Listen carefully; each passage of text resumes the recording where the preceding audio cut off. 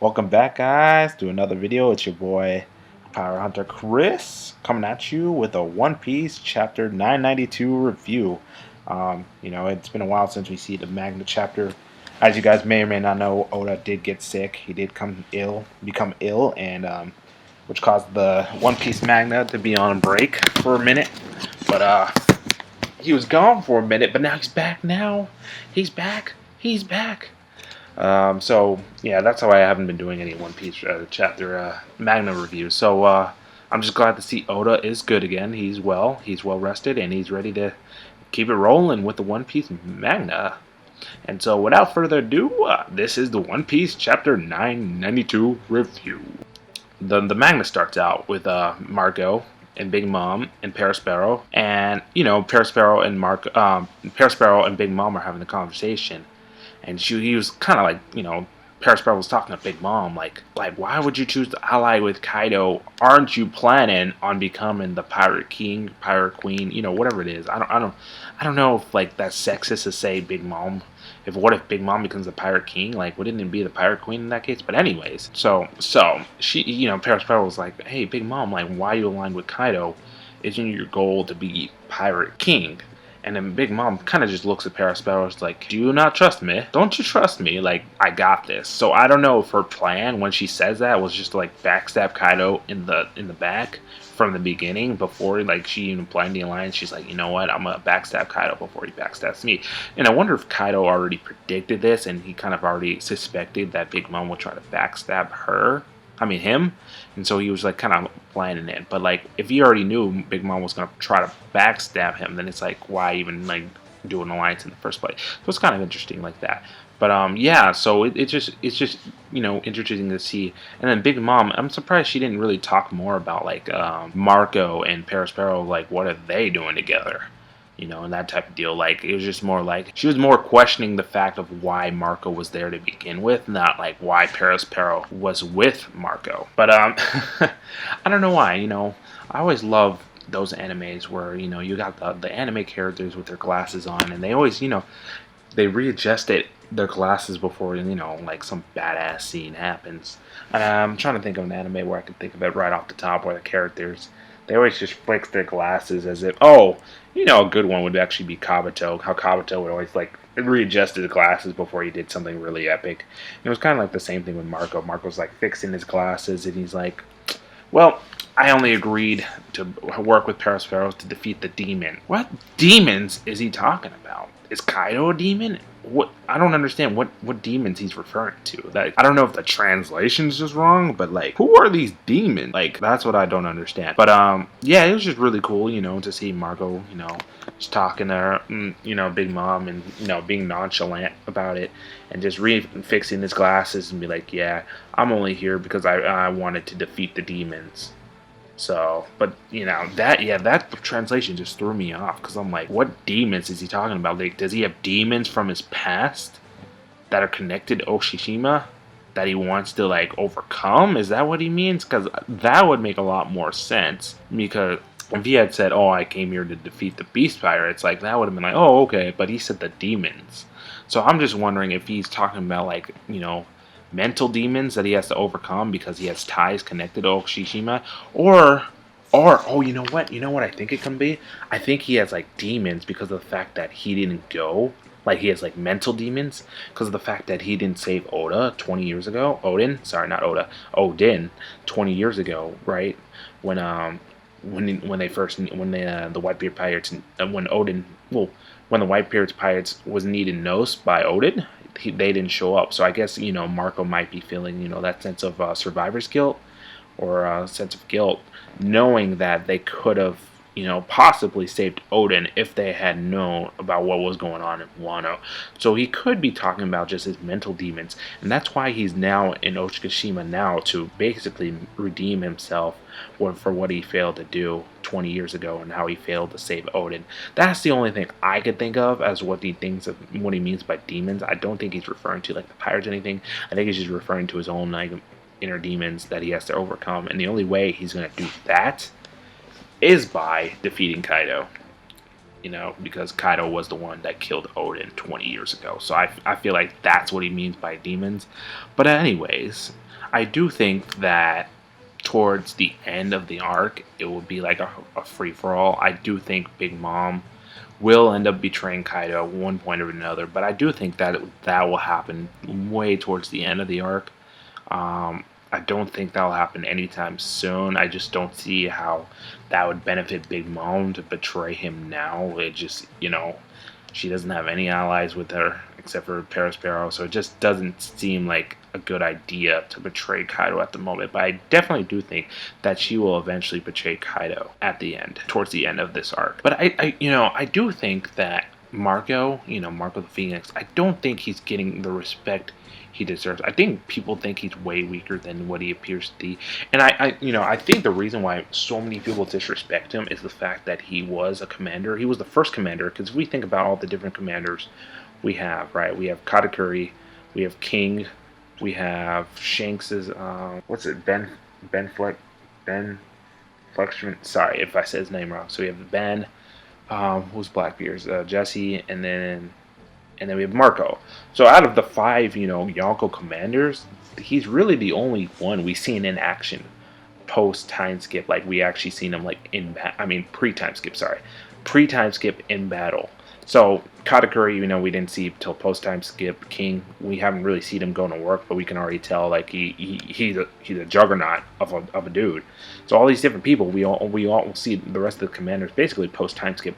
He's the only one we've seen pre-time skip. So I feel like just based on the fact that we've seen him pre-time skip, back when everyone was weaker, it really just, changes the way people look at him. But, people have to remember he was one of the guys that took on an admiral. I think, I think he fought all 3 of them actually during the war. I mean, not like 1-to-1, but he like had, a few moments with each of them during the Marineford War. So it's just, it's just sad to see how Marco's just being so disrespected. Like, I don't understand why he's getting treated like this, especially considering he went up against Kizaru.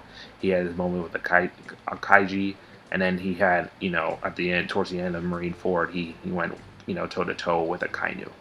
So it's just, it's just sad to see how Marco can be so disrespected like this. And I believe the reason why is because of the fact that he was the only commander that was shown pre-time skip. I guarantee you, if he was shown post-time skip, he would not be getting the disrespect he does now. But I understand it. But like, people were sleeping on Marco. Like, come on, just his devil fruit alone, it makes him OP. Like a mystical Zoan devil fruit. Like, come on. And you guys are still gonna disrespect my man like this? You guys are still gonna disrespect my man like this? Oh my god. But not gonna lie to you. So one of the randomest things I thought in this chapter that I saw was Carrot just announcing out of nowhere that she's gonna avenge Pedro. Pedro did blow himself up back in the Whole Cake Island arc. Rest in peace, Pedro. If he is dead, rest in peace. Not gonna lie to you, I kind of forgot she was even in this arc. She just hasn't had any moments to shine, and I kind of forgot she was, involved with this whole war to begin with. So just the fact that she kind of announced that out of nowhere, I was kind of like, what? And it was just weird. Like, I don't know why she announced that in this chapter. Like shouldn't you be announcing that to the Big Mom Pirates? Because that's where he technically died. So like, why are you telling that to the Beast Pirates? Oh, I'm gonna avenge Pedro, but like, the Beast Pirates had nothing to do with his death. Like, if anything, you would announce that death to the Big Mom Pirates, because they're the ones that technically led to his death. So I don't know why she announced that there. I don't know, maybe she was just, it was like, damn, I kind of forgot this character was here. I gotta give her a random moment just to like show, like, hey, don't forget about Carrot. She's still here. Like, you know what I'm saying? Like, I don't know. But then we cut to a beautiful scene. So it's it's just Kaido taking on the Scabbards, and honestly, it was a short chapter, but golly, was that chapter beautiful at the end. It was just Kaido versus the Scabbards, and they're just fighting, and it just reminded me of just I don't even know what it reminded me of. You know what it reminded me of? It reminded me of Luffy, Zoro, and Sanji trying to take on the PX1 or PX5. I forgot which number it was, but that's kind of what it reminded me of, like just the team up and how like the the animation in the, because that was this is for anime, but how the animation just worked so beautifully and how they were able to just combine their attacks to do some damage. And it just reminded me of that moment. But I just like how the Scabbards, basically are just working together, and their attacks basically go fluid with each other to deal some damage to Kaido.